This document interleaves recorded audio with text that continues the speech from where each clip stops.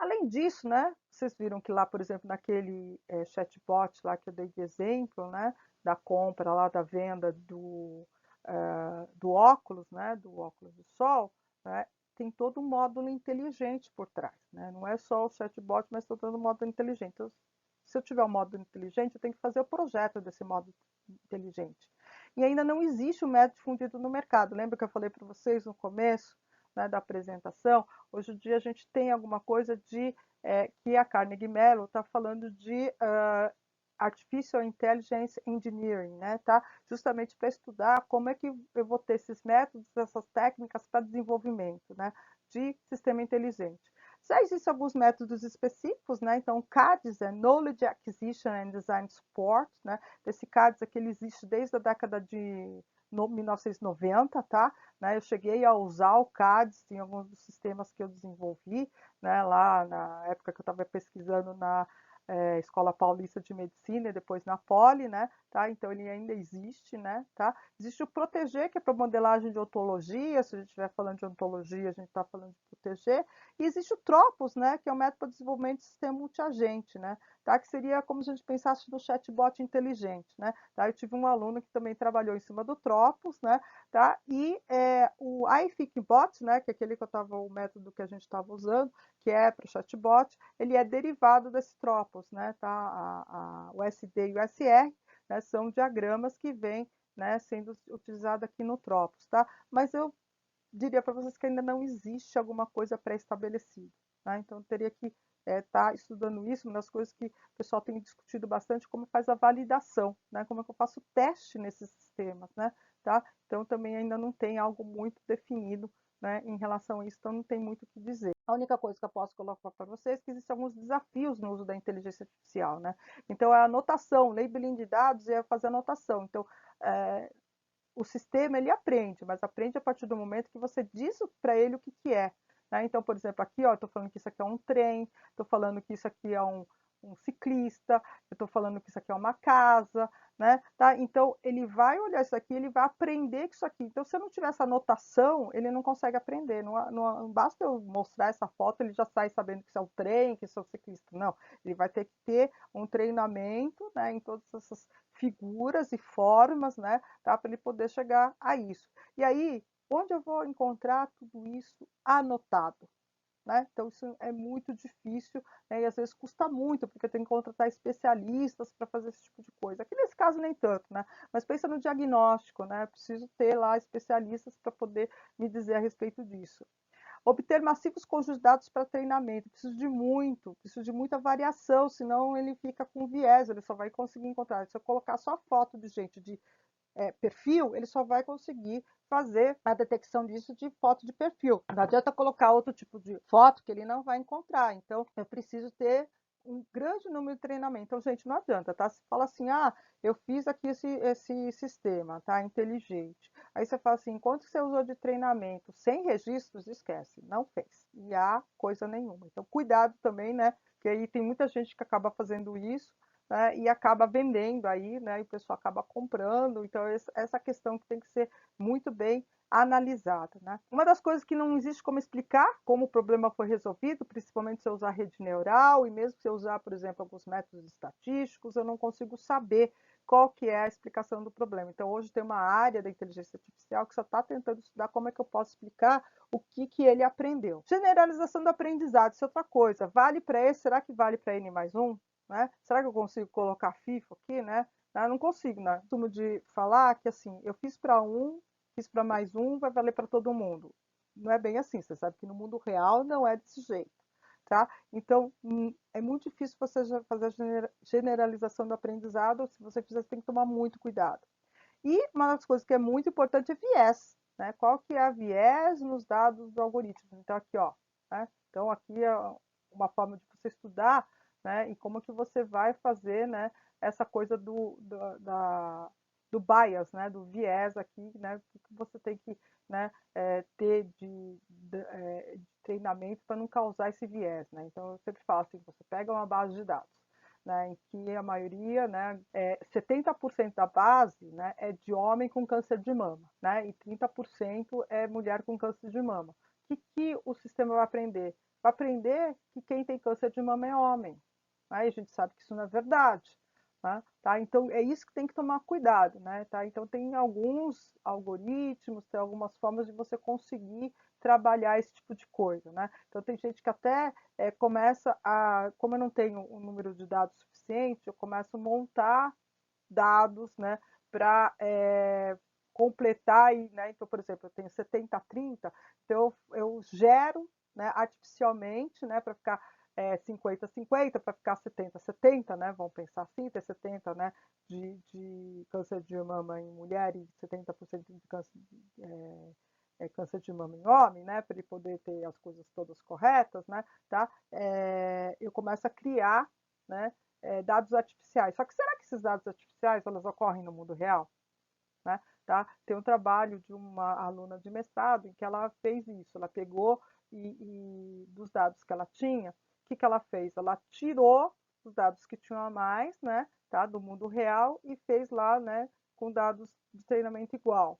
Né? E aí teve um outro que não, ela pegou do jeito que estava e aqueles que estavam faltando ela gerou dados artificiais. Né?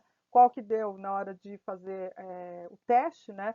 Quem acertou mais foi aquele que estava com os dados do mundo real que ela retirou, né, o que tinha a mais, tá? Então, existe aí uma certa, né, ainda polêmica em relação a isso, mas, gente, de novo, né, isso eu estou falando tudo pesquisa, né, e lá no mundo real, né, será que dá para usar? Como é que usar isso? Então, tem que tomar bastante cuidado nessa questão do uso da inteligência artificial e falar que, ó, no sistema usa IA e está 100% correto, tá?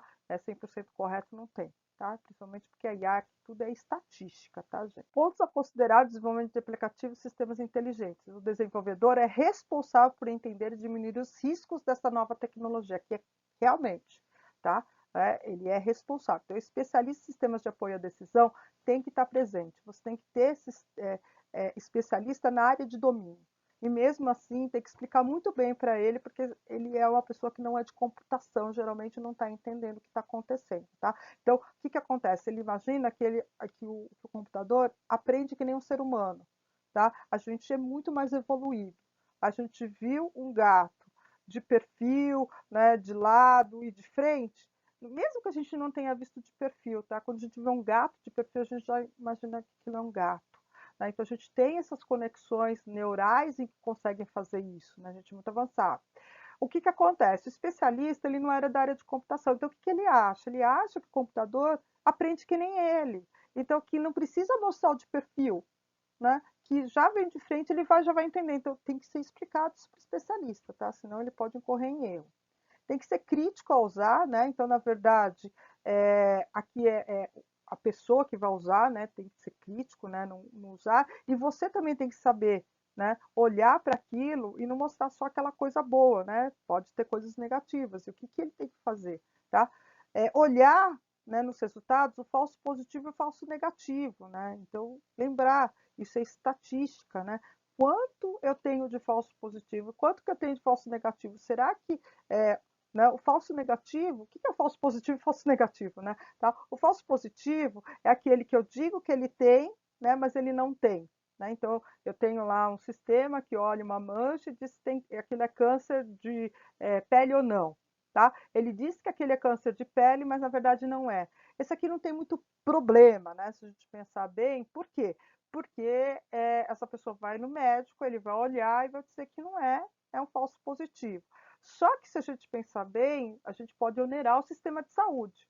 Se a gente tiver muito falso positivo, eu estou mandando muita gente no médico que não precisava ir no médico, ou muita gente fazer determinado exame que não precisava fazer determinado exame. Mas né, eu diria assim, menos pior, né? Tá? Falso negativo é aquele que é o contrário, né? Então, a pessoa tem câncer de pele e o sistema diz que não tem câncer de pele. Então, imagina, né? O sistema fala que não tem câncer de pele, o cara fica lá contente, né? Beleza, continua tomando sol, tá, etc. Aquilo crescendo, aquilo piorando. Quando ele for ver, de repente, não tem mais volta. Tá? Então, é muito complicado também ter o falso negativo. Então, quanto dá de falso negativo, quanto dá de falso positivo? É por isso que a gente fala que os sistemas inteligentes, eles servem o quê? Para auxiliar as pessoas, auxiliar o profissional. Então, ele está um pouco em dúvida, né, do que é, ele pode dizer, olha, eu acredito, né, e geralmente o sistema tem que falar isso. Eu acredito que essa lesão é um câncer de pele com 80% de certeza. Aí ele já, o profissional falou assim, bom, 80% de certeza, eu já achava que era, então vamos fazer uma biópsia. Porque na biópsia eu vou ter 100% de certeza.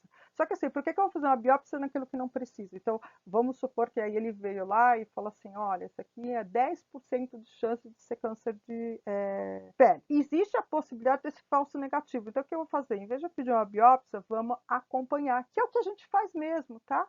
Tá? É o que o profissional faz. Vamos acompanhar e ver se tem mudança de cor, né? Existem algumas características, né? Se aumenta, né? Se você sente alguma coisa, tal, etc. Então, você me vem aqui no próximo mês.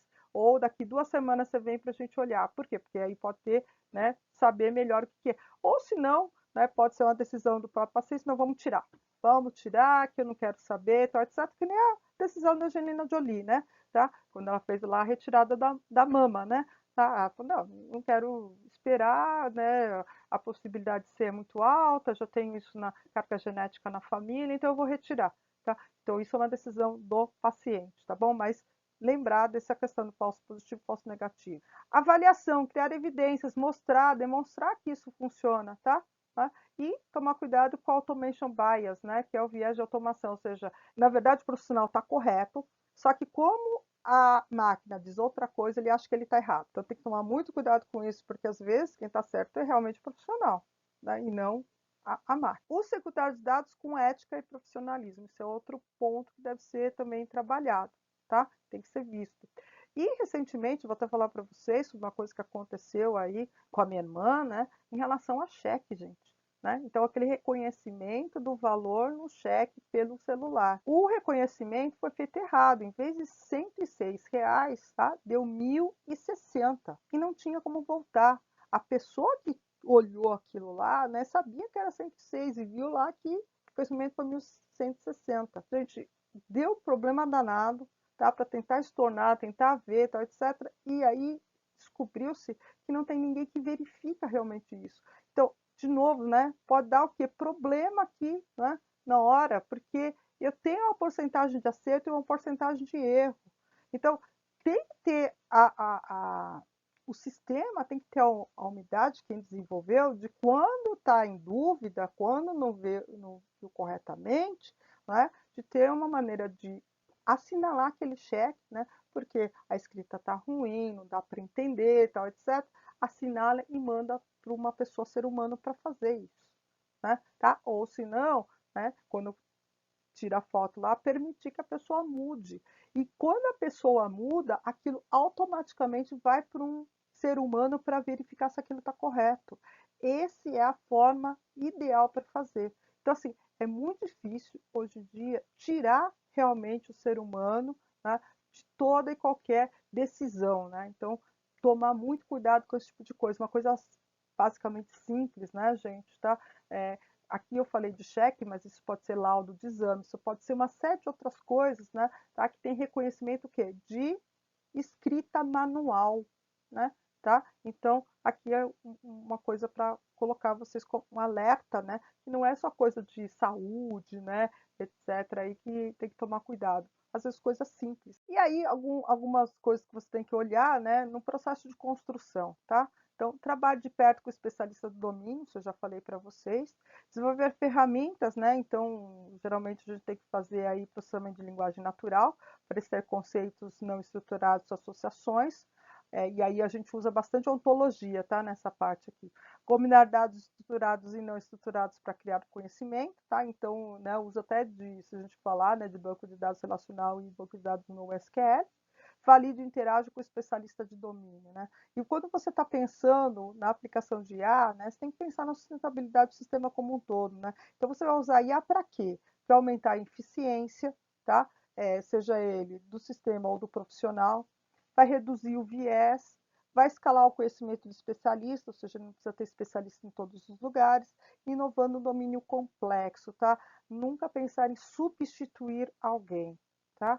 Né? Como eu disse para vocês, até um cara que vai olhar o cheque, faz compensação de cheque, não pode ser substituído. Pode diminuir o número de pessoas que vão fazer isso, mas nunca substituir, tá? Porque aí a gente está caindo fora da sustentabilidade, não só do sistema, mas também do ecossistema como um todo.